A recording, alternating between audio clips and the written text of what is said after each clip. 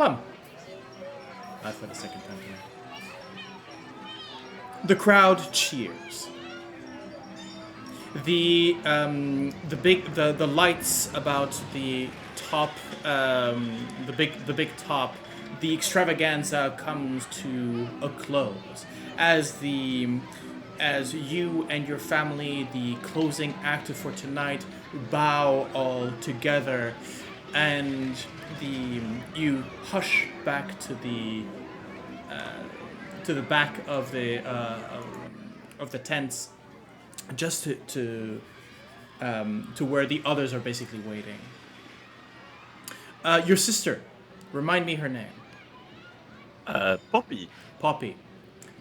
Poppy turns to you and to another one of the maybe a cousin, Serial. Turns to the both of you and said, "What was that?"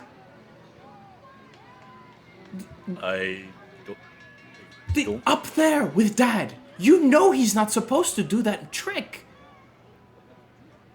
It's lucky that we had the pixies catch him on the way down. Look, I understand the shooting star is his go-to, but right now we had a fallen star going on. He was doing... it's his act. I cannot say no to my father. You know that. Well, then you better learn to. Yes, Dad. It was perfect. Absolutely. Go get some rest. We'll meet you back there. You know he's not well. And he keeps putting himself in these situations.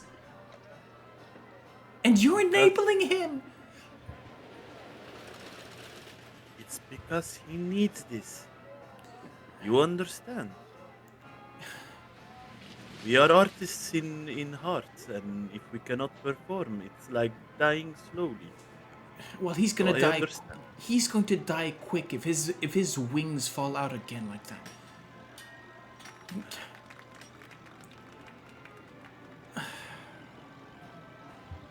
Look,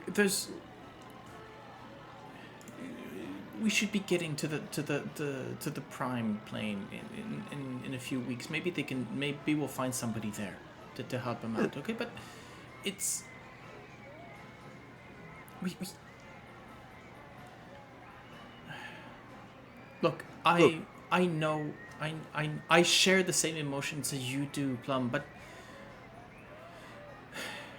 Sirio has basically decided this was now a main branch family affair and has sort of slipped to the side. As you maybe turn to try and see him, he's gone. I just turn around and focus back on... Look, let's try find a solution for father. I know I understand him. If I could not perform, it would hurt myself also. It would make me without life, without color in my life, you know? I think he needs this also. But I understand your feelings also, and I apologize for enabling him. I have a weak heart for family, you know? She sort of laughs, okay, and lunges sort of into the lunges with a little bit of wing power, just a slam into you, right? You yourself find yourself enough to have to use yours to sort of stabilize, and the both of you sort of in a hug about maybe an inch or two off the ground. And she says, "I've never doubted your heart, especially to us. No, that's never been the problem. That's, I mean, look, I'll try to talk to him out of it, at least to take a bit of rest. I hate using these words, but I hope that this scared him just enough so that he might at least take some rest for the next few." Knowing our stubbornness, I think he would continue again and again and again. I'll try to talk also with him, but You know I would do anything for this family. D- So I There's nothing. There's nothing for you to do here. This is on him, and on me because I'm manager of this troop now. But look, I need to go and talk to Mr. Witch. He's been glowering at me from the stands ever since Father's fall. I need to make a report. Could you go and talk to Father? He listens to you. I mean, he scratches his head a bit and looks a bit to the ground. Yes, I shall. I shall talk to him and try to bring some sense, more sense than I have, but I'll try. thank you. And there's another sort of quick hug, sort of hand squeeze to the shoulder, and she flitters off in the direction just outside. As she moves about the tent, you see a stern. Well, no, not stern, because stern is how he looks by default. Mr. Witch, his hands clasped behind his back, and the two of them sort of walk and talk. Basically, there's a very sort of business aspect to that. Yeah. To the scene. You head over to your family tent. Of course. Well, tent. No, not tent. You have your own caravans and some. The wagon is situated. You're sufficient. As gnomes, you don't take a lot of space, but you're sufficiently numerous that you have two wagons just for you, basically, just for the family. But to give each other a bit of, breathing space, you've also situated a certain amount of tents. And with the recent health failings of your father, he's been given his own sort of little tent with a small. It would be a heater. Maybe in this case, mostly enchanted, because you do not want a wood-fed heater inside your tent. We should know.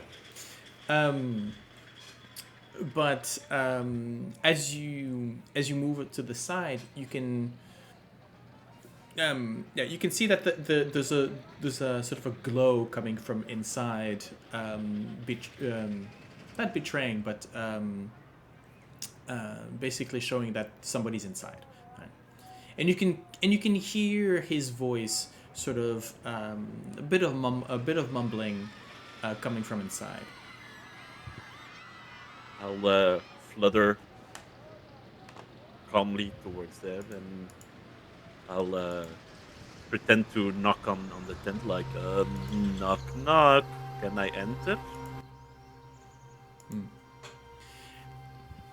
Yes, just to remind, here the hedge situated around the camp, the carnival hands camp, is sort of blocks out any of the carnival that's still going outside, giving this sort of elven glade or sort of enchanted glade around you. It also keeps you from the intense heat here in the Hells. Carnival goes where it needs to go, and Avernus sometimes need a little bit of fun. As you step in, you find your father. He's sitting on the bed, sort of folding away his clothing. He's changed into something a bit more sort of comfortable, a bit warmer, and a bit more plush. Let's put it that way. And sort of putting away into his old trunk. This is the trunk that has been sort of almost the family symbol for generations, right? It's always been given to the head of the family, and you know that in a sense this is going to go.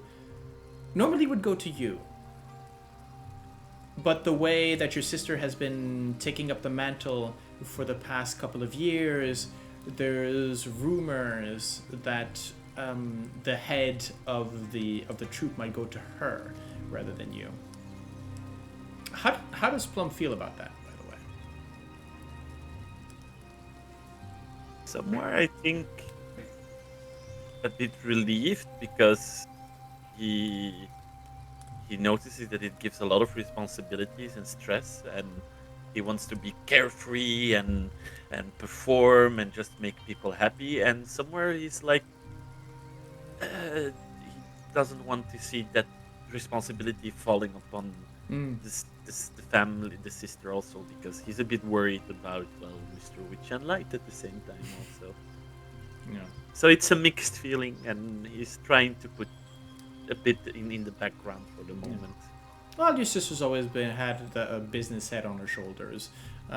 Talented as an artist she has, she's got an eye for figures, and as well, she's made your lives in general a bit easier since she sort of renegotiated a certain amount of small contracts with the Witchlight Carnaval. Hey. Oh, Plum. Yes, please, come in. Come in. I enter, I try to make a little bit of tea and try to clean up a bit. Well, a bit of excitement earlier. This evening, everything went right. Well, apparently you are sick, but also a bit of an idiot sometimes. But we can talk about that a bit. No. That is just nothing more than fatigue. Nothing more. Well, talking about fatigue, Father, here, take a little bit of tea, and I pour him a little bit of tea and put it in his hands. Mm-hmm. Your sister's been talking to you, hasn't she? You know that at last moment, they literally saved your behind, you know? Improvisation. Nothing more. So next time I do something stupid, I can say also it's improvisation then. When you have my experience, then you will be allowed to improvise. Not until then. No, Plum. Look. Plum, I trust you were a talented person, but experience comes with time. And trust. I trusted the pixies to catch me and to make it, well, I noticed in the audience multiple people who had already seen the show before, and I wanted to give them a little bit of a surprise, a bit of oomph, you see? And then towards the end, it was unexpected. I believed it helped. Plus those devils, all of them, usually they like a little bit of tragedy, and so just to give a little bit of hope to see something bad happen. All part of the plan, of course. Can I insight him? Yeah, sure, go ahead. Go ahead, insight. First roll of the year. Oh, yeah, 19. Yeah, this is bullshit. This is pure bullshit. You can, the way he's, I mean, the level of gaslighting is Victorian London in this case. I just cross my arms and I see like, well, you know, if my mother would be here, he would already slap you 4 times for saying things like that, you know. Yeah. And I look in with a body language of like, come on, no, no, don't. You are right. I know, I'm already right. Well, For this I am right. And my sister is also right. We are very worried about you. Very well. Tell her that I'll rest with them. I'll let her know when I feel better. And you can see that he moves about his shoulder, his right shoulder. in a way where something's sort of bothering, or there's maybe a cramp or something along those lines. You can see that the corresponding wing is sort of just that much, sort of cramped up. You can see that there's in his movement something bothering him in there.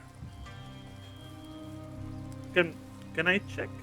And I'll flutter towards him, and I'll just like. Oh no! Don't worry about it. Don't worry about it. I'll be fine. But I'll just go see the healer. Get some balm for it. Some hot, cold. Everything will be fine. Everything will be fine.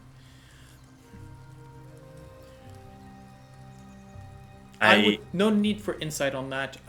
It's the way that he mentions it is very sort of fatalist in a sense, as in the whole. You trust him to get the necessary sort of healing, or at least sort of massaging of the shoulder right now with regards to the Carnival healer. But it's when he says it'll be fine, that the mask sort of drops a bit. He's worried, and pretty much he knows what's going on, right? I grab his two hands and I look him in the eye and I say, "Look, we're gonna help you, and if I can do something, I'll try to help, because I understand how you feel. Yes. Everything is gonna be okay. Yeah. I promise." Well, thank you for stopping by, and please just like I said, go tell your sister I'll get rest and call for the healer. I need some rest. I need to get to sleep. So you go have fun. Go enjoy the after party. Go spend your time with the others. I'll bring some food and some extra drinks from that. Okay? Right Yes. to it. And I'll flutter away. And I'm looking for Poppy to report. Okay. Poppy is you can see she's again, she's sort of talking. There's a bit of a business thing going on, maybe. Rumors that one of the circus clowns might have done a deal with one of the devils just outside in the carnival, and so there's a whole slew of lawyering going around with regards to that.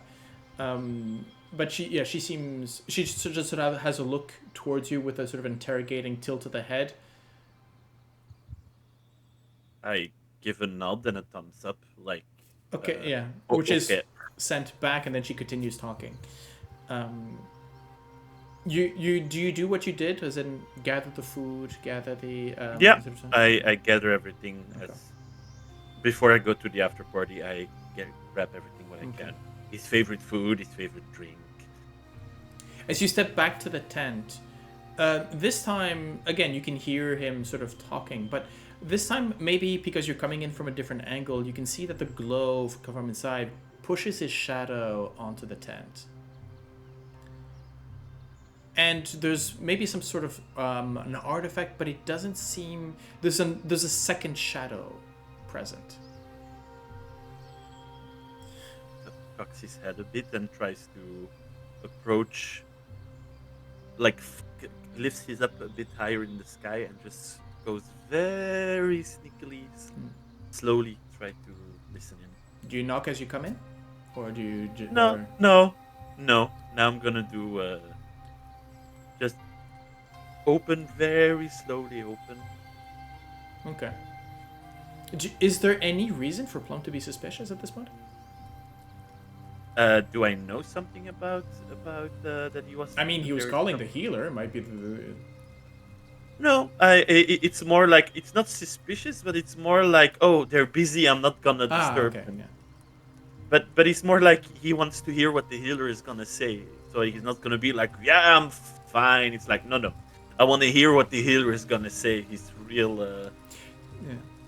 The conversation is more whispers than any other sort of open talk. So it means that you're not too sure about what's being said, but you kind of hear through the context your father talking about his glory days, about how he had performed for kings, queens, archmages, fairy courts and all that. Again, mumbling away again to yeah. As you open the door, as you open the flap and step in, you're actually quite surprised to find him alone. As you realize that as you look about, the shadow projected onto the wall was sort of a coat rack with an outfit on top, sort of pushing that. You could have sworn it looked like somebody, a silhouette from outside. Oh, yes. Thank you. Bring it here. You were talking to someone? Oh, no. No, my boy. No. Just talking to myself, talking to my shadows, as I always do. Huh. And that's where we close off.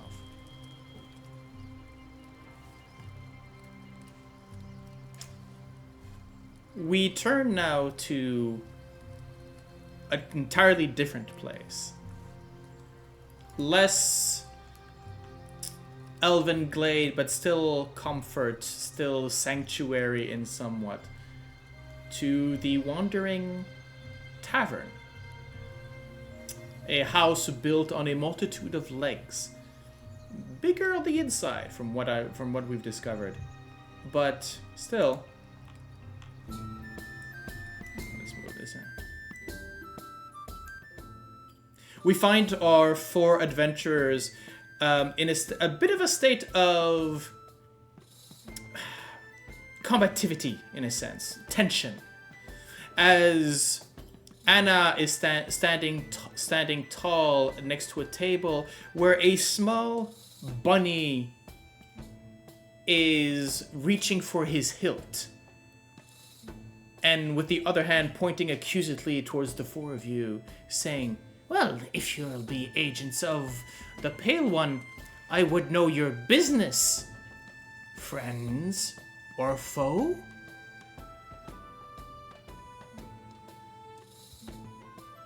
I'll stand in front of Anna just with my hands crossed, and I just look. So to picture the scene, the bunny is actually standing on the table, just to have a semblance of eye level with Anna, and that's not enough, right? You also notice that his ears have popped all the way or straight up in the air to sort of make himself look bigger.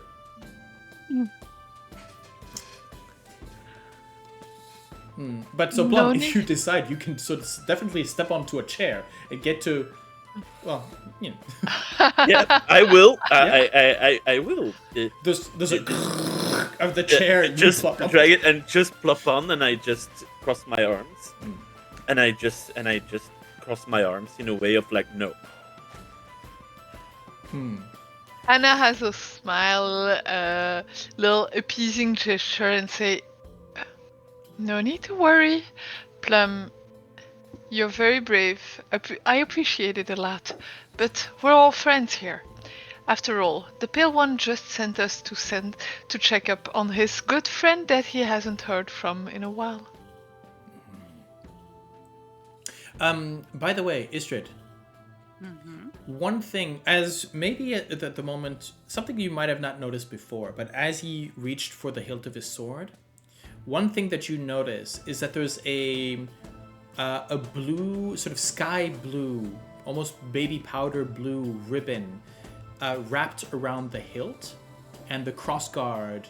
No, not the hilt. The scabbard and the cross hilt of his sword, almost sort of tying it. As in, you would realize that there's a knot there.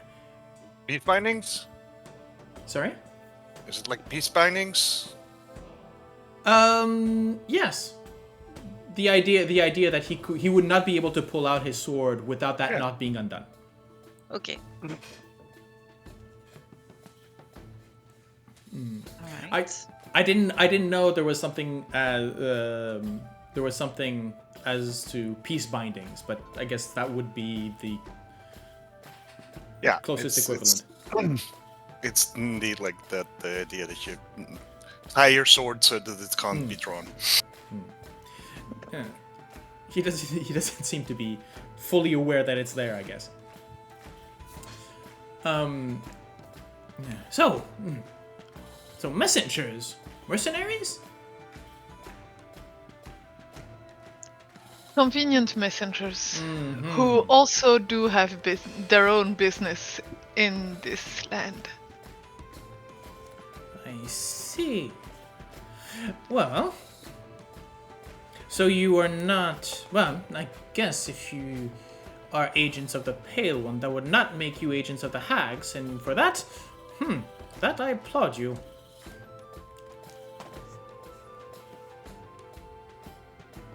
We serve no hags, for sure.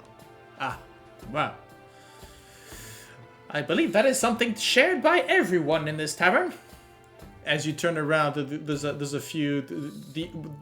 most people have decided that now that you've taken Honey Bunny's attention, they can actually talk on their own for maybe the first time in hours. And so nobody's paying attention to whatever's going on at your table. So Miss Main, so the centaur, is still sort of seated not too far from her paramour, and clearly the chillest of the bunch, right? As she is confident, she looks confident that nothing is actually gonna ever happen here.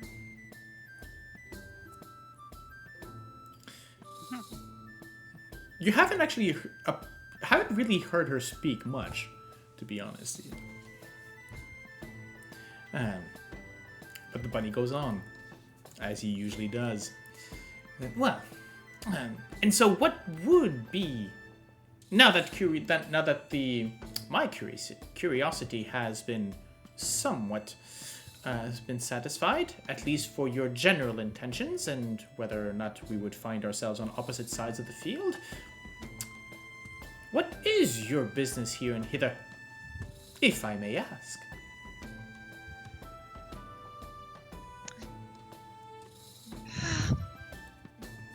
We're in search for the hag, but you wouldn't know where to find her, I suppose. She does not hide, that one. I would not pronounce her name here without provoking Tsu's ire. She has quite the grudge against that one. But you would find... Is that actually a thing? Like, are we not supposed to say the name? Just because that's good to know. No. I just feel that... And you can see he lowers the voice, right? I just think that Tsu's blood pressure could use a reprieve. No, you see, this tavern used to be able to wander all over Prismeer, as most of us here. I mean, myself and my love have been stuck here in Hither for a long period of time. You see, Bavlo... I didn't say it! The hag... The Wicked Witch. You would not find yourselves... please do not use that. Witches would be mad, and you've never seen a witch's ire. I have. We weaponized it. But on the fact, the hags, having cut up Prismeer, decide who can leave, or who can enter their domains. and keep passage through the mist very much close to their chest. We've been waiting for what I guess you mortals would see as months for the possibility of for a guide just to move backwards and forwards. This estate used to be able to walk all around Prismeer. That's no longer the case.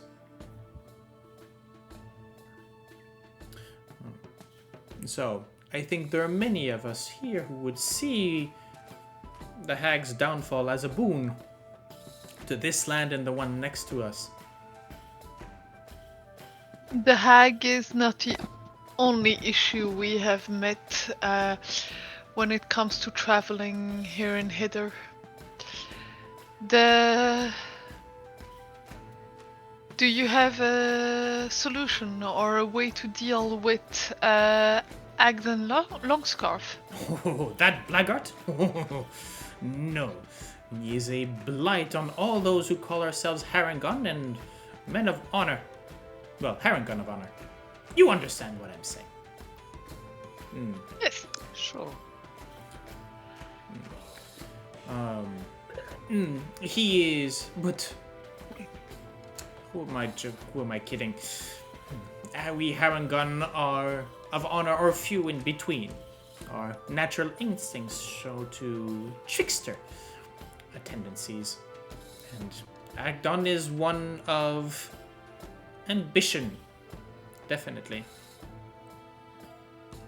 Oh, by the way, if we're going to continue this conversation, which is most enlightening, would you mind if I sat at your table? He sort of looks about to.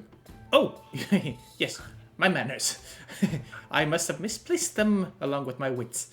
And he sort of jumps onto to one of the seats, which you can see that it's basically a booster seat, right? Sort of high child's chair, and say, yes, of course.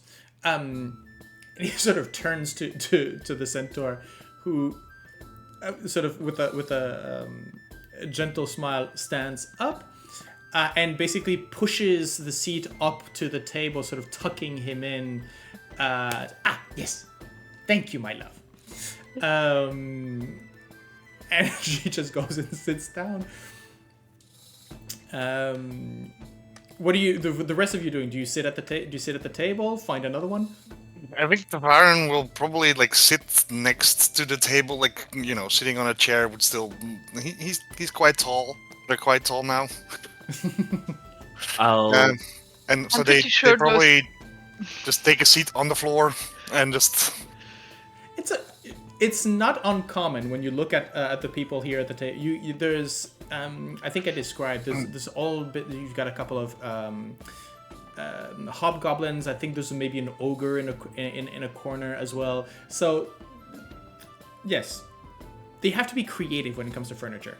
No, I mean a pillow on the floor will do. You find what you need. Ysdred, Plum? Ysdred will stay next to the table, will stay standing up. She'll take a look around she'll listen, but she'll stand guard around to see if there's something going on. Is there anything particular that you're looking out for? People that would be eavesdropping or acting weird, I guess. Yeah, make me a perception roll. Sure. Perception. Because I am so good at that with Ysdred. That's that bad. 12. Okay. Let me see something.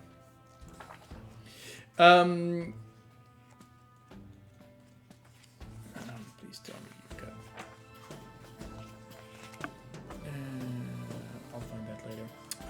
So at the 12, I think, yeah, there's your.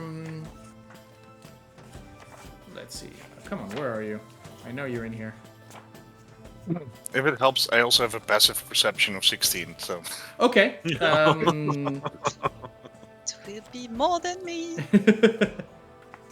No, can't find it here. I'll look at it later. Doesn't matter. Okay. Actually, yeah, I think Ysdred, what you're looking at with regards to suspicious eavesdropping, like I said earlier, none of the tavern patrons are looking or listening in your direction. Sir Honey Bunny's voice seems to sort of almost push away any attention, as he's got nothing to say that nobody's already heard, probably in the last couple of months. But It's him again. yeah, kinda. But I think that there's also something about the tavern itself that maybe hushes noises, and so people find there's no you don't necessarily hear the others speak as either. There are some groups in conversation, but there's no you don't feel like there's any risk of being overheard. Okay. However, I think Tavaren, what you have is maybe as you're sitting down, maybe looking around, there's just a small that you spot just maybe at the corner of the eye, just the time to look up, but in the I'll say this better. As you're sitting down, there's the light coming through one of the roof windows onto the table, and through that square patch of light, you just see there's a sort of little figure that just cuts out, and as you turn, it's gone. And I think Ysdred, you just notice the movement of whatever was sort of that little sort of patch of dark in the square of light, which you had not noticed before. But as it moves out of sight, it's just enough to trigger your reflexes, and you see that something left. Okay. Could I catch anything or? Not Well, at you're all? looking at you caught the shadow move as you look up to the window in sync with Tavaren. There's nothing there anymore. Okay. So you can see her frowning, but not much more.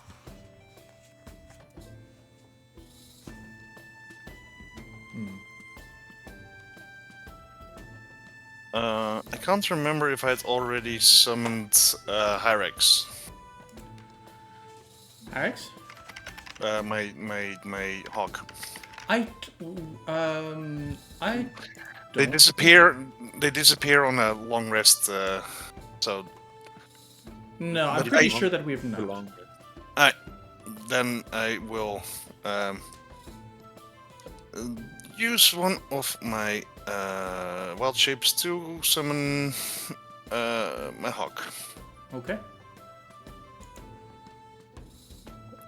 I'll look at Honey Bunny. I'll look at Anna. I'll step down off the chair and I'll drag it back next to Tavern, and I sit down next to Tavern. And all of a sudden, so remind me. Let's go through that description again. How does actually, because we haven't seen your hawk here in the Feywilds yet, have we? I suppose I not. don't No, think just so. on the fair. Yeah.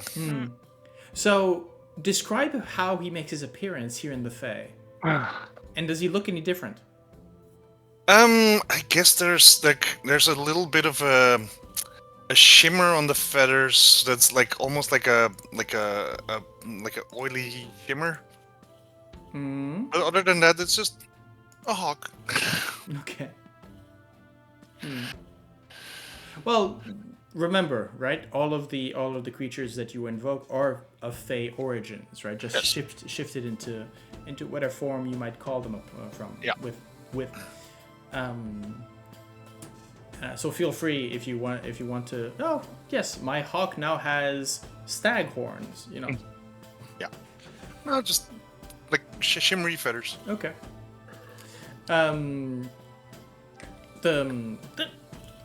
think the Harrigan is a bit taken aback about well met. And But well, this is Hyrex, Hyrex, yeah. my friend. And oh, you're a summoner. Oh, Yes. look at that. And I think for the first time, Miss Mayne's sort of attention towards her units go. There's a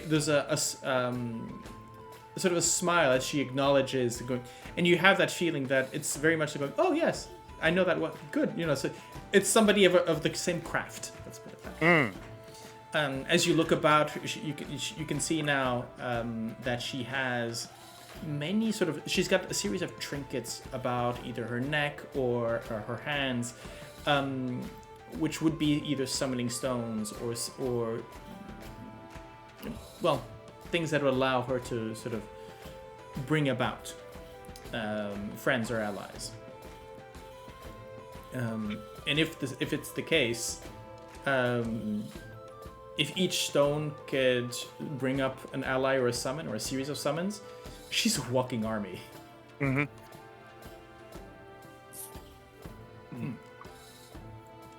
Yes. I'm sorry. Anna, was it? You'd asked about Agdon. Yes. Well, what can I say? Agdon was a brigand here in Prismeer for quite a while. It was said that Zybilna herself captured him, nailing him to a great tree in what now is colloquially called Brigand's Tollway. As Zybilna fell away, or disappeared, or whoever, well, that would be your task to find out what exactly happened to her. He got freed. But apparently he runs around with a troop who claim his deeds to be miraculous, magic, and he has the ambition of a god of trickery, that one. But beware, now that he's been freed from his imprisonment, he is a nasty piece of work to deal with. He's quick as lightning and just as dexterous. I myself have not... No. I do not feel that I would be up to the challenge. Well, not bound as I am.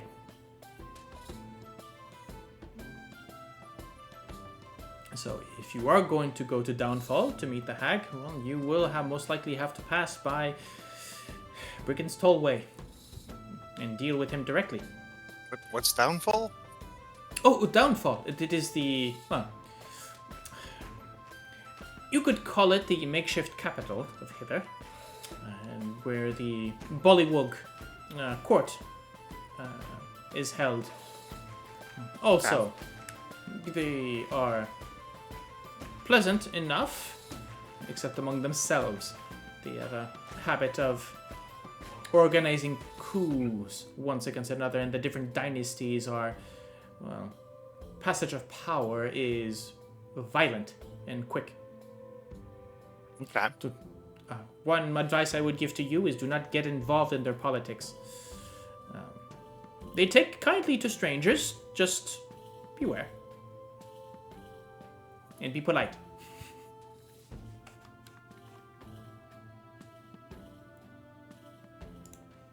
I try to be, usually.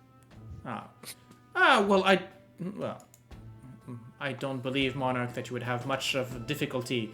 They would take you as one of their own, which is can be dangerous. Okay. I don't really want to get involved with the politics, so that's okay. Yes, well. Anyhow, so should you have to deal with Agdon on your way there, well, be sure to send my regards to him.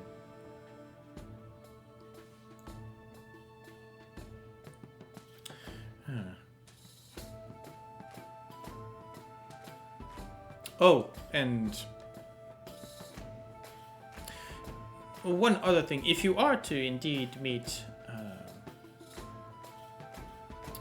the hag, you would beware of anything toad-like. She has agents all over. Many of them who resemble her greatly. Just, well, small in comparison. And that is me telling you. Road-like. Interesting. Someone else told us she was able to create small replicas of herself in the yes. fog. Yes, the Lornlings. Yes. They are, as I said,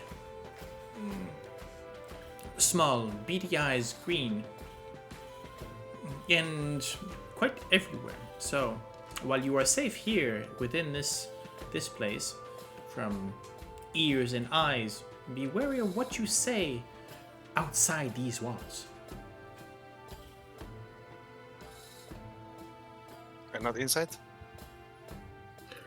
No. No, Tsu here has made sure that we cannot be disrupted. Isn't that right, Tsu? It's enough to... There's enough to... But from what you picked on, you're pretty sure she hasn't actually heard you. Just by the acoustic... the strange acoustics of the room. Which either might be a bug or might actually be a feature. Probably why there's a big sign that says service at the bar only. Alright. By the way, have we grabbed something to drink yet or not? We did. We actually gave something Yeah. to the bar. We offered Okay. something. Yeah. I gave my deck of cards, for example. Right, yes. Absolutely. Yeah, let's say that by this time, with the whole confrontation, you can see Tsu coming in. They is coming towards you. There's following her, just about maybe a foot or two behind her. You can see there's a large shimmering disc. So almost like an sort of sort of like a platter or something along those lines. That just sort of hovering just above the ground with food and drinks for the four of you. She also brings what at first you thought was maybe a cane, but is actually a perch for your bird. It's so kind. We seat one and all. I'm quite kind of comfortable on my shoulder usually, but thank you. Do you want to sort of? I mean, The I person look of at it.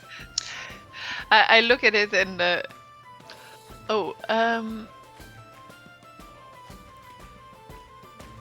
Glint, would you like to share? Because I mean, they deserve their own drink and a perch as well if they want.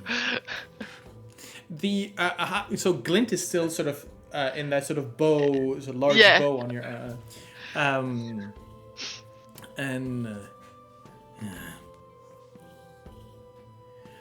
I think I can handle my own.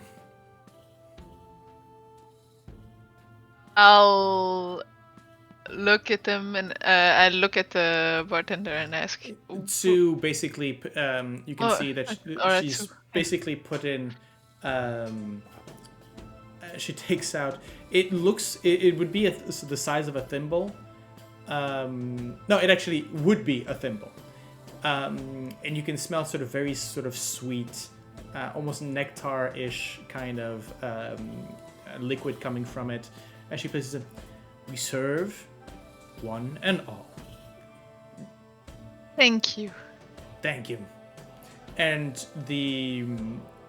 what was a bow in the hair, what was an accessory of clothing, turns into a basically jumps out a small humanoid figure with large butterfly wings, and basically holding this thimble, which is for him maybe the size of a small bucket. And he just puts his head into it, and you can hear sort of slurping coming from inside. With it.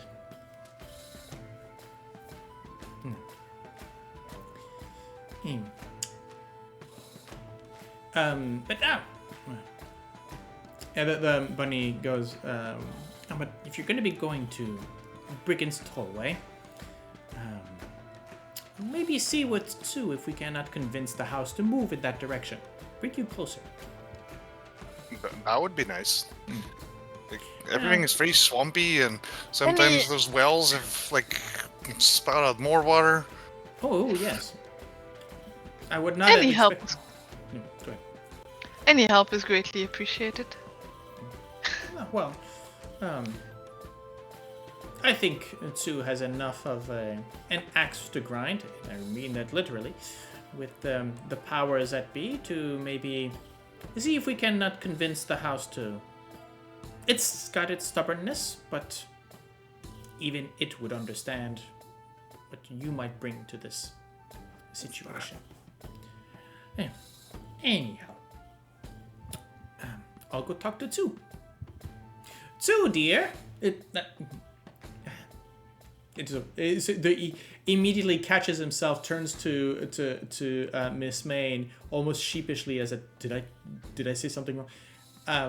Seeing that there's no particular reaction, just bounds. I don't know if he bounds or the flopping of the feet to the bar. You are amongst yourselves. Huh? Right.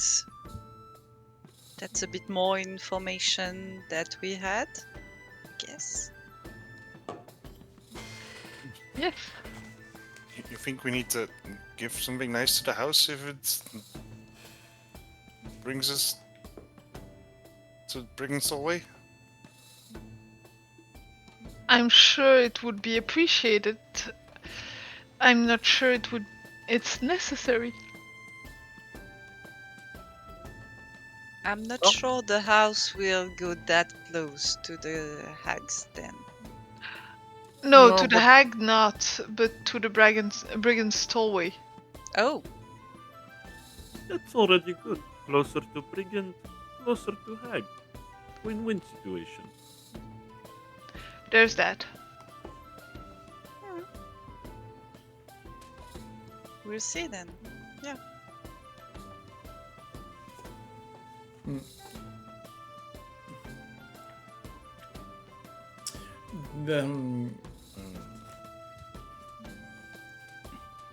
At some point, Tsu comes by your table, doing the very bartender thing, which is sort of wringing her hands in her apron or washing, sort of.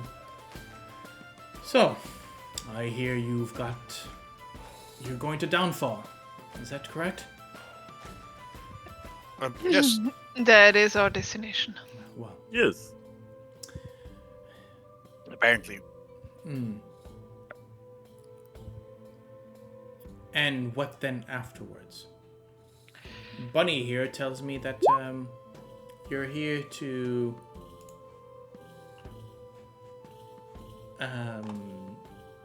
Tavaren, you're exhausted. Apparently. No, I think you didn't take it out from. Normally you should be rested. Okay. Yeah. From last time, yeah. Yeah. Anyways, you'll technically be getting another equivalent of a long rest here and now. So if you had anything, you will be set right. Well,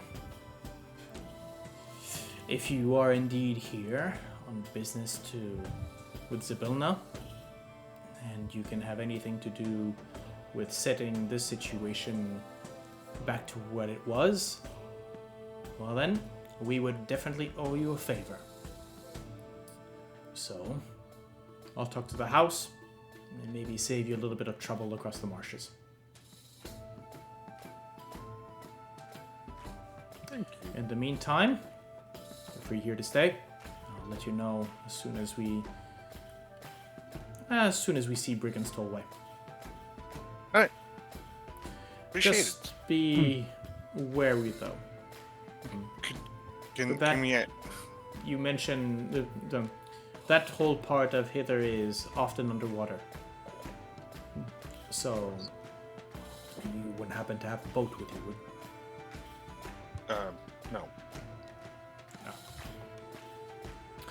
Well, if you're going up to Brigand's Tollway, stealing a skiff from those Harangan would just be, Just dessert? in a sense, yes. Is there anything that we can offer for the ride? Your promise that The you'll house? do Or... your promise to do everything that you can to bring Zybilna back is more than enough. That's what we're That- planning to do. That is a promise we can make. The house If has had its feet wet for too long. And by the way, I'm curious to see this land in its original form. Quite a thing. Greenery, white-tipped mountains, and a majesty to the horizon that I'd never seen anywhere else.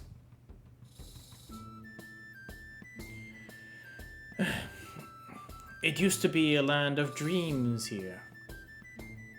Not so much anymore. So we dare not dream.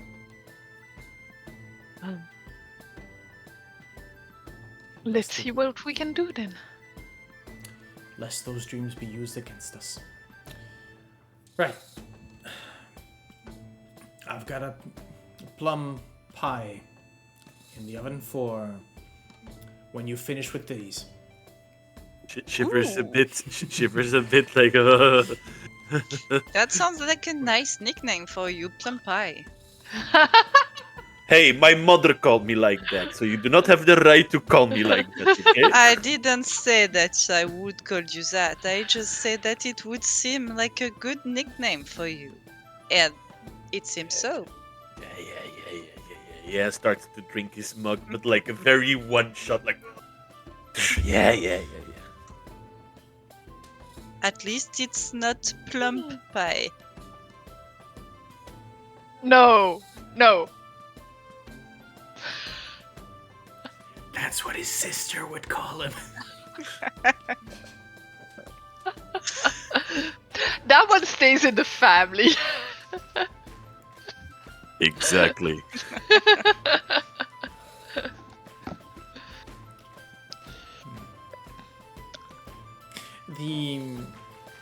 Is there anything you would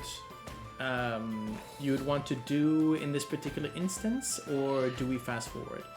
I think Anna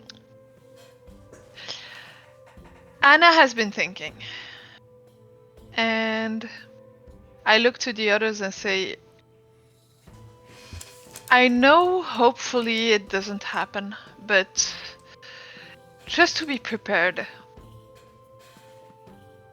You remember what the brigands were asking of us?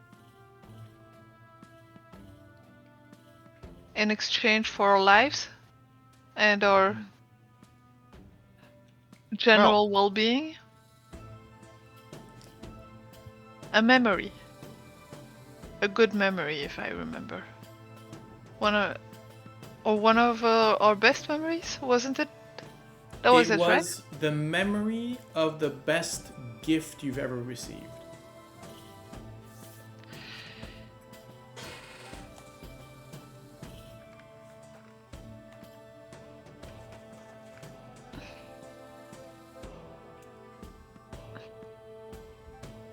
Yes, the feeling of delight they remember from when you were given the best gift they've ever received.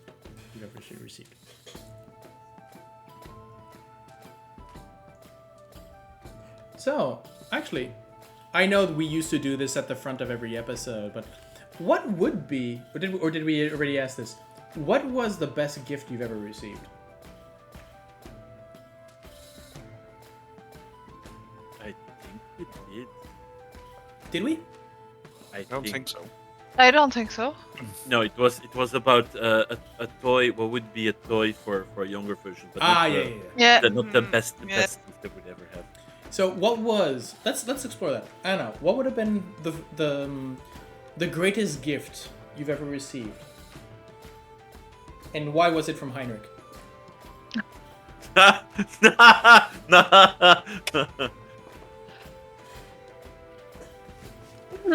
So for Anna, the best gift she ever received was probably a gift from a mother.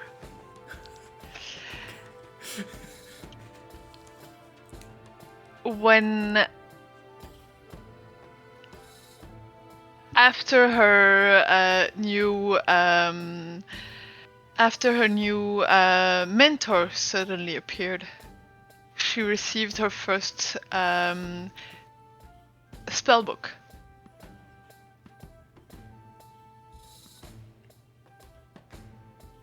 Okay. Ysdred, do you have an idea? The best memories, I mean, she doesn't have a lot of those. I think it would be the first time she made a friend. We're looking for a gift. What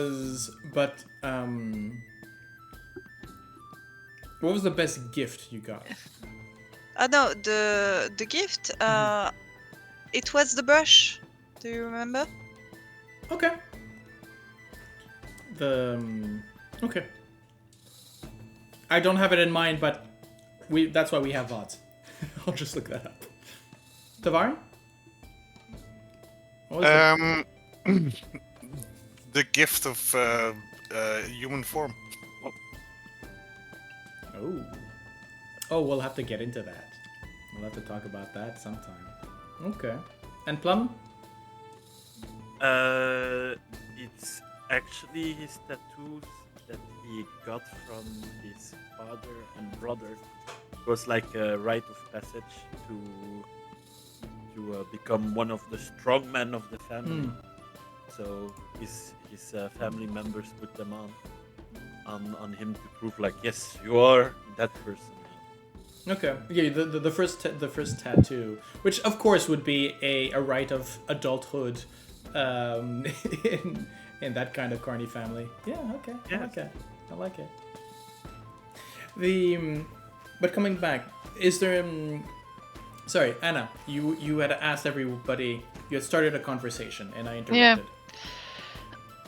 Yeah.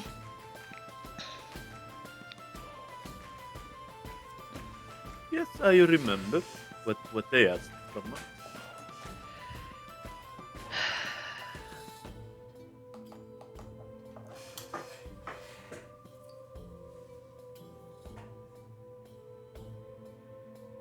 Do you think there is any way to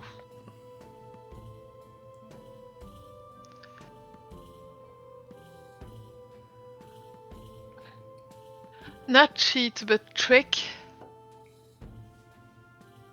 We're dealing with Fae here, and I mean, I don't need to tell you folks that in general, Ends badly. there is a way to trick the bargain.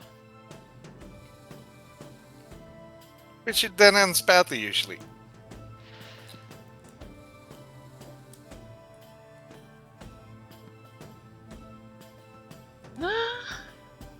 I was just planning to take Hammer to face, and Bunny doesn't talk anymore.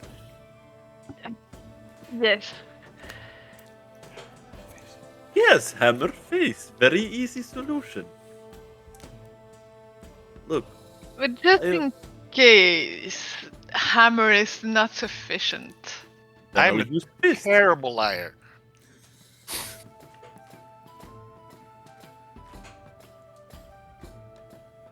They hurt our friend from Telemy Hill. You see how he was. That is true. Sometimes you Simply have for to act. that situation, they deserve a good reckoning. Yes, I agree with you. I like this thinking. I agree.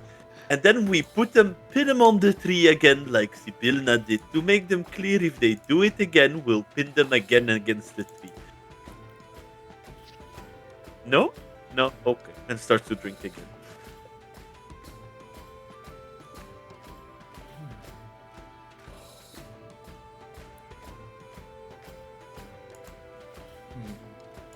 Okay.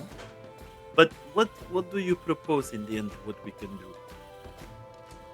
I don't have a solution.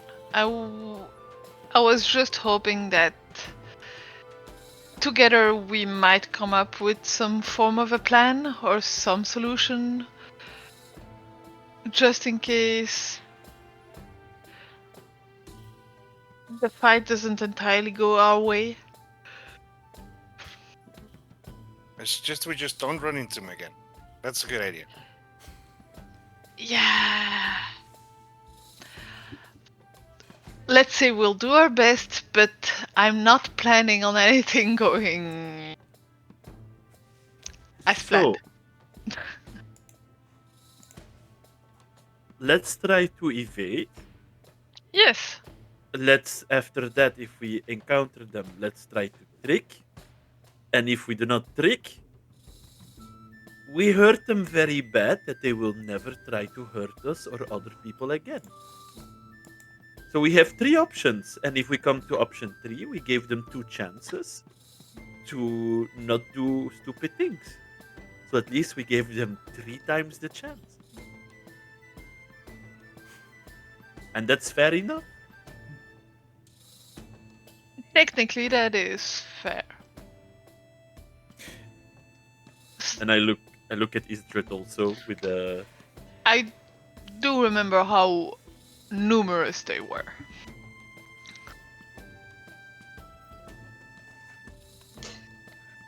I mean, we can try beginning with. We can try talking to them first, but I think this time it will probably end up in blood. But we'll try.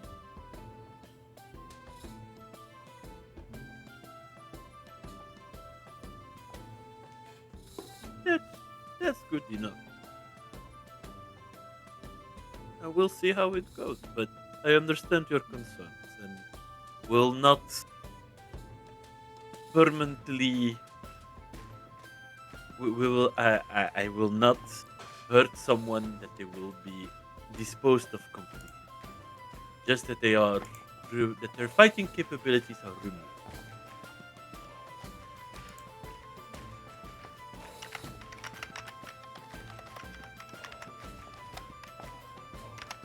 Well, in the meantime, I think there was maybe Oh. someone watching us at the window, so I'm gonna keep my eyes open. Wait, do you say that out loud? Yes. Wait, what? Mhm. What do you mean watching us? I don't know. There was something at the window. Yeah, I saw something also. But I'm not sure about what it was. Neither am I. But, you know. Tips the Herrick from the little hand. Yes, yes. We're just gonna keep our eyes open. Okay. Yes, certainly. If someone's spying on us, that is a good decision.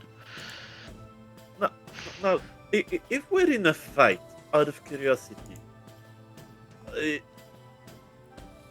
and I point to Anna and to Tavern, you guys are more the backline fighters, yes? I suppose. will avoid getting into first line. Yes, I Okay. am. Not me. No, not. And I look at Ysdred, and you fight in front, yes?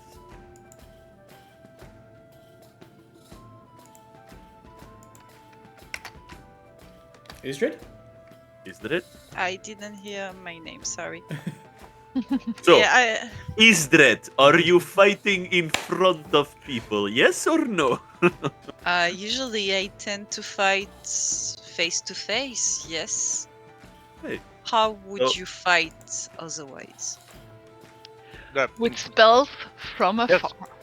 But you're still face to face, right? Yeah, from a distance, if I understand well, with the explanation of. Okay, that's good to know. Yes. I can go up close. Okay.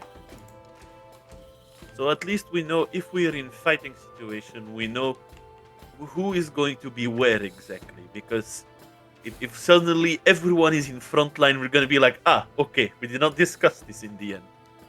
Oh no, but I might send a friend into the front line. All right. Okay.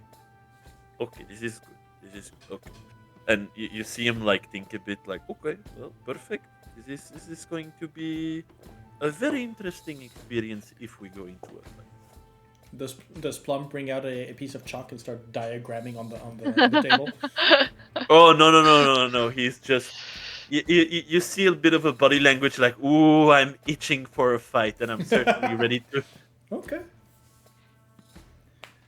I mean, we've managed this far in the campaign without rolling initiative, so at some point it's gonna have to happen. Yeah. I mean, you told us that it was entirely possible to finish a campaign without a fight. Yep. I'm not sure we were wanting to do that. Fair. There's always a clever way. Yeah. You always have. Sometimes violence is an option, but it's always an option, never the option. Let's put it that way. How do you? So, anything else that you want to discuss? Anything, or should we fast forward? I think we can fast forward. Okay. Yeah. Unless we want to explore the exteriors of. Does someone is someone spying on us on the exterior? Is there like a little balcony or something that you can stand on while the tavern is moving? To stand outside? Not really. I guess you could. Well, you've got the. I guess you would have the outside steps, right? The steps that lead down to the ground when the tavern sort of sits.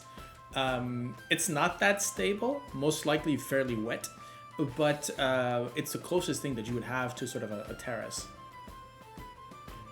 Okay. I mean, I think Tavaren might like carefully sit by the door and go like, "Hey, Harrix, go have a look on the roof." Okay. Do you have that thing that you can also see through your familiar's eyes?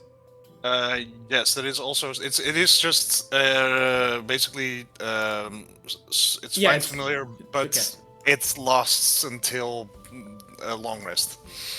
Right. Okay. What the? Here, oh. That's not.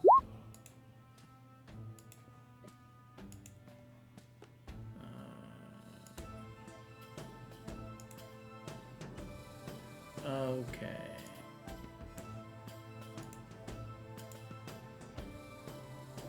Right. Okay. Perfect. Oh yeah, it's just find familiar. It is Okay. just fine familiar. Right.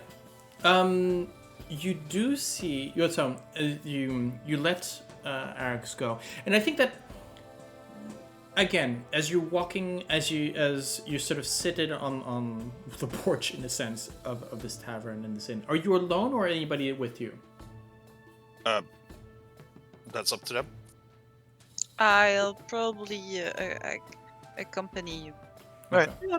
I'll go also, enjoying the fresh air and not hearing Honey Bunny talking.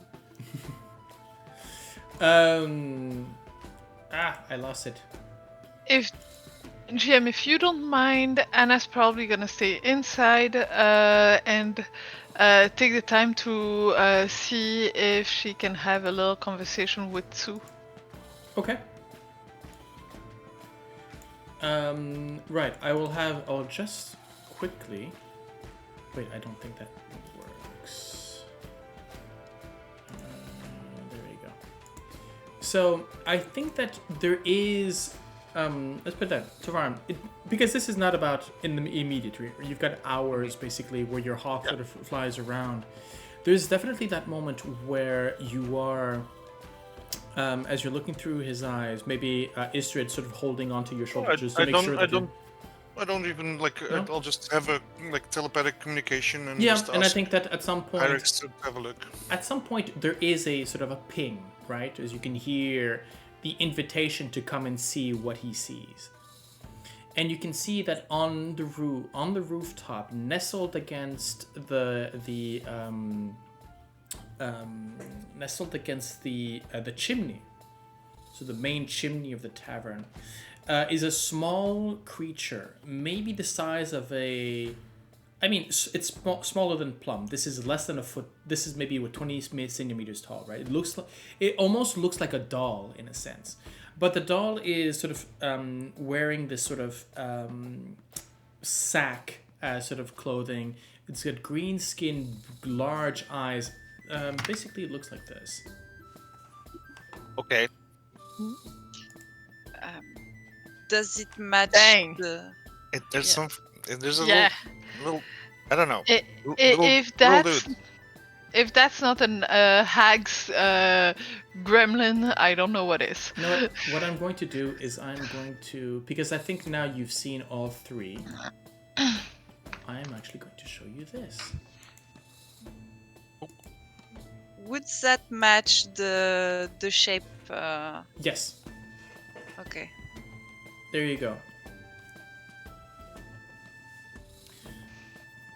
There is a bit of meta information on this for Yeah. some of you, as I think Plum is the only one who saw the one on the right. Yeah, the and shadow I figure. I Yeah. saw the one with the piggy mask. And Exactly. But currently, if you are to identify the Lornling, that the one of the spies, that would be the creature on the left. So I'll tell everyone. So there's a little critter on the roof. yeah. Do we want to try and climb up to the roof and try and talk to it? Try to catch it, maybe, or There is, by the way, at Tavaren, there's very much a moment where the hawk sort of circles around, and you can see the Lorn is sort of following.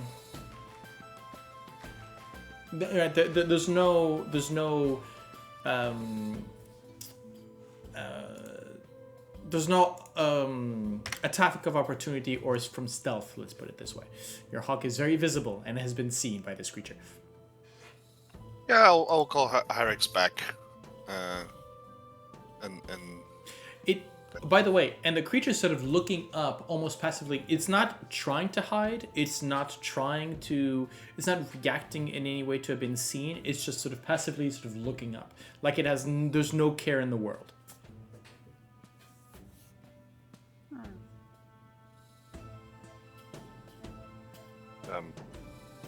what do we want to do?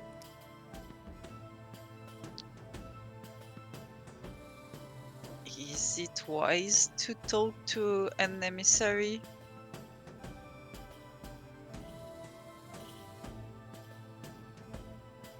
That's a question, not a judgment.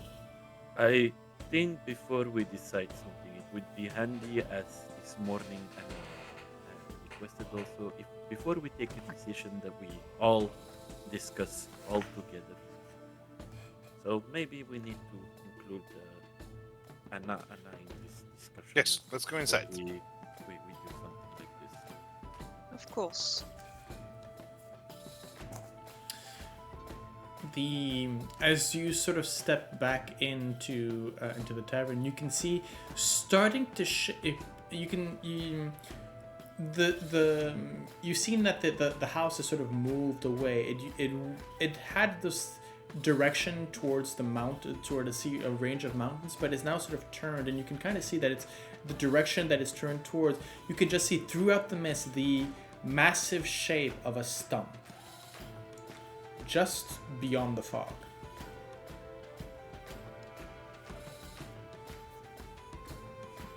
But you join Anna inside.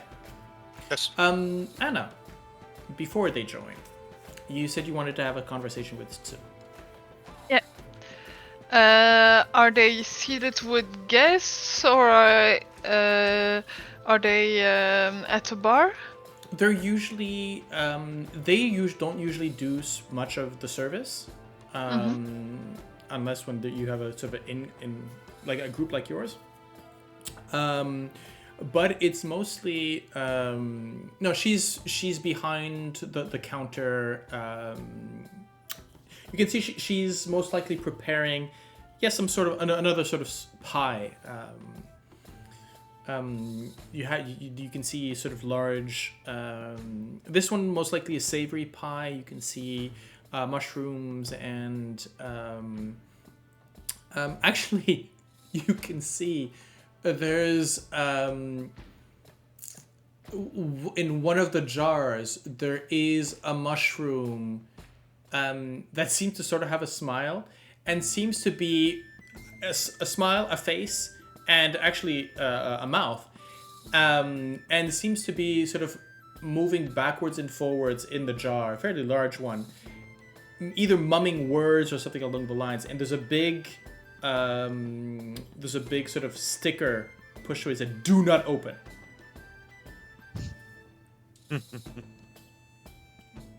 Instructions clear. And I'm not about to piss off the bartender by by ignoring the instructions.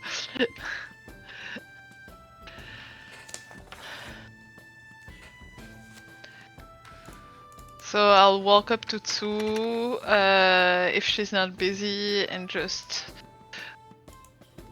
say, If you want to have a look at what the thing looks like, this would be yes, please.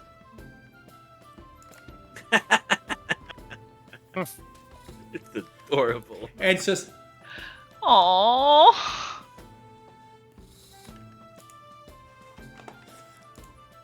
yes, in a big jar.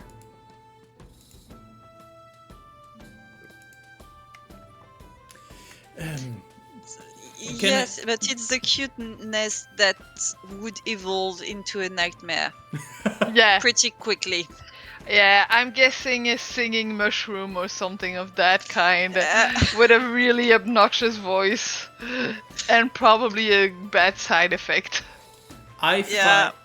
find that you assuming like that and is just prejudiced. Just a feeling, you know? A good Be feeling. better. Yeah. Be better. Uh-huh. That's profiling. Anyways, Anna. Do not take drugs. Yes, some mushrooms will have you sing. Anyways, Anna, yes. Tsu sort of turns around. Can I help you? Do you need anything? Oh, I was just wondering if you would be... I had a couple of questions, if you don't mind. Of course.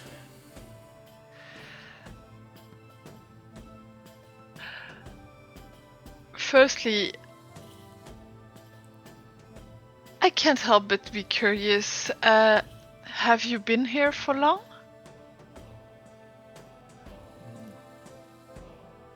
I'm sorry, I just noticed that you were looking human. Did I say she was human? She's human looking, yeah. Human with druidic trappings. Yes, yeah.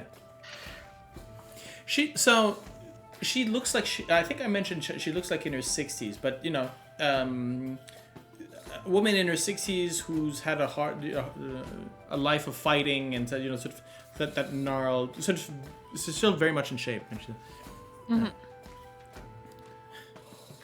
Child, when dealing with the Feywilds, time is a tricky thing. What year is it on the Sword Coast? Well, last we left, I'm gonna give her the date, but I have no. 1493. I think you said something around that. Yeah. Oh no, 1492 is when. Anyways, I think we're run. Anyways, late 1490s. After Waterdeep. Yes. Couple years after Waterdeep. Waterdeep is 1492. You played 1493. That was the whole year, and I said it was 3 years later. So we're around 1496, 97. Yeah. So you give her that information? Yeah. Yeah. Huh. Yeah, so it's been about 130 years. Oh. But, like I said, Feywilds are tricky. You can find yourselves getting lost in time, forwards and back. Nah, I'm good here. Nothing really left me on the other side.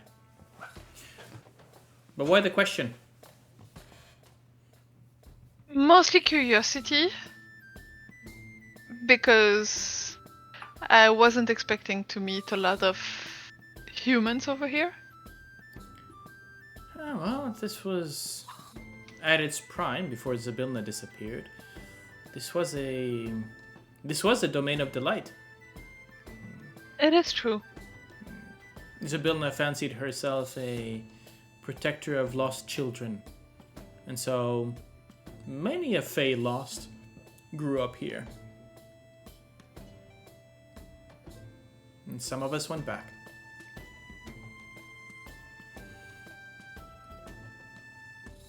I don't mean to pry and get your story out if you don't want to.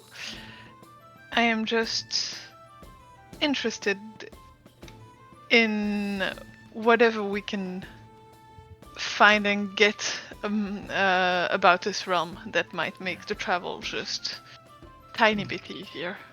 Well, I'll say this. Most peoples here, and I'm talking about hither, but I'm guessing it'd be the same for hither and yon, aren't too happy with the situation. You'll find allies in more places than you might think. A lot of them remember what Prismeer looked like beforehand. Others, and for that reason, many have decided to forget. Hags agents are everywhere, but even the hags have to follow certain rules, even if they twist it in their own way. So bargains and... Bargains. Try to learn more about them. All of them have... I've never met a coven of hags that got along. Let's put it that way. They're always scheming against one another, and it's why you never have a pair. They're always in threes. That way they each scheme against each other and keep the balance. No easy betrayal. If you can find what they hold against one another, fairly easy to break them apart. Gods know that that's how I used to work back in the day. And what happened that Zybilna lost her power? Do you have any idea? No. How did they wrestle that away from her? That's the secret that they've been keeping. And Zybilna, when I came back, I mean, almost said it out loud, I was Fey lost when I was a child. Walked into the wrong grove, found myself in Prismeer. Zybilna helped me, well, gave me a lot of what I needed to survive. So when I saw the end of my life coming about, a life that she had given me, I decided to put myself in her service. In exchange for being able to stay here in Prismeer, well, she gave me this building right here. And because she knew I had a bit of wanderlust, but that I could not step out of it as part of the deal, well, she gave my wanderlust to the house. For now, well, for years, I guess, the deal was enough. I could see Prismeer through the people that came in through these doors and through my windows. But now we're stuck. I can't tell you the state of what lies beyond those mists. I've heard rumors, but there's not much travel going through them. I do know that there are guides. There are some either chosen for good or for ill by the hags that would allow passage from one place to another. They do spy upon each other and need to cross the borders on occasion. Yes. I just remembered we haven't mentioned here. We came upon a poor have you heard of a Sir Tavalar? An envoy of the Summer Queen. No, didn't pass by here. Recently? So, well, again, timey-wimey. Yeah, we found him. Apparently, he was caught by the hag here and managed to escape. Good for him. Yeah, in a balloon type situation, but also caged. So we brought him to Jingle Jangle on Ptolemy Hill to get him freed. And so he told us he was a messenger from the Summer Queen.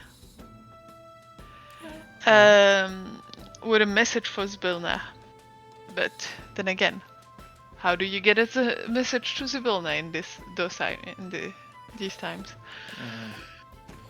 Yeah, well, used to be that this region was the quickest way to the palace, with the highway and everything.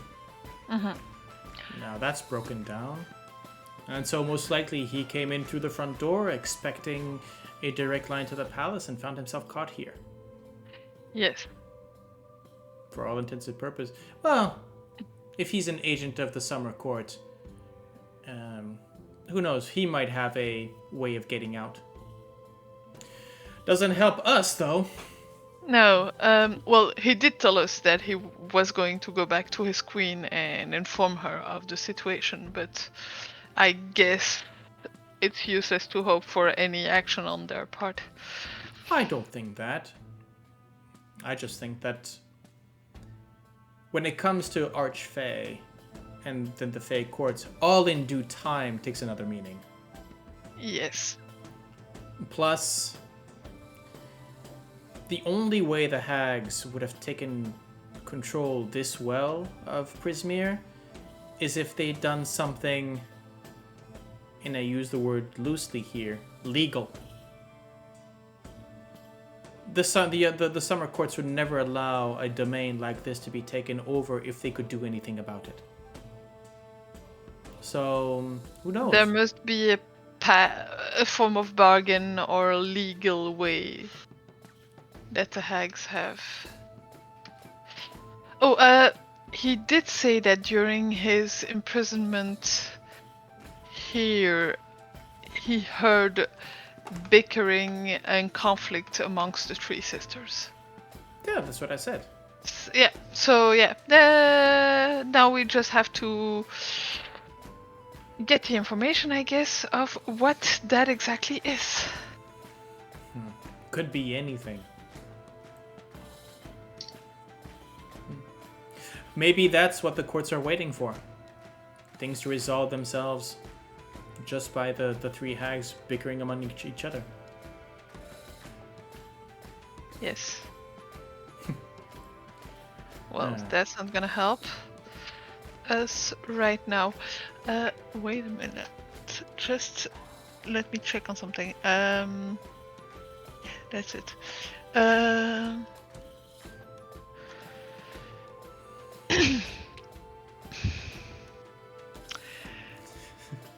So, have you... I guess you haven't approached the hag's cottage here? With the... No? Okay. No, absolutely not. We did get a clue that I do hope is gonna make sense once we get there.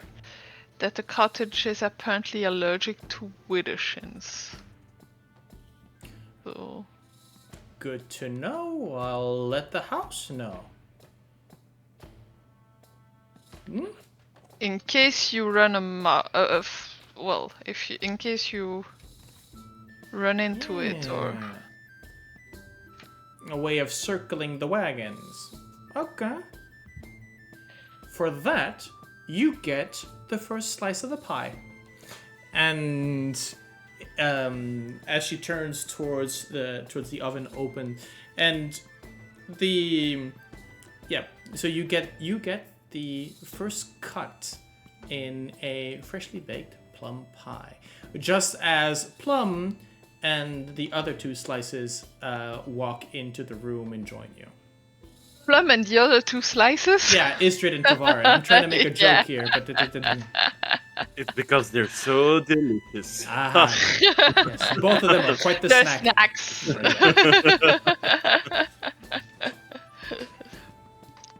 I'll happily munch on my warm plum tart. So delicious, as we say it. But then again, plum is a delicious fruit.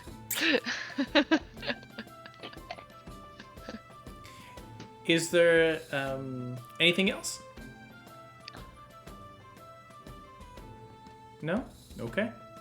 So, how about this? As Sue sort of, as you're enjoying your dessert, and Sue sort of looks out the window and says, "Oh well, I'm starting to see the tree. We're getting up close on Brigand's Tollway, so let me top you up on that, and as soon as the door opens, that'll be your stop." And I think on that note, let's take our break here, shall we? And so when we come back, we will be at Brigand's Tollway. Thank you for watching, guys, and we will see you very, very soon in the next part of this episode. See you then.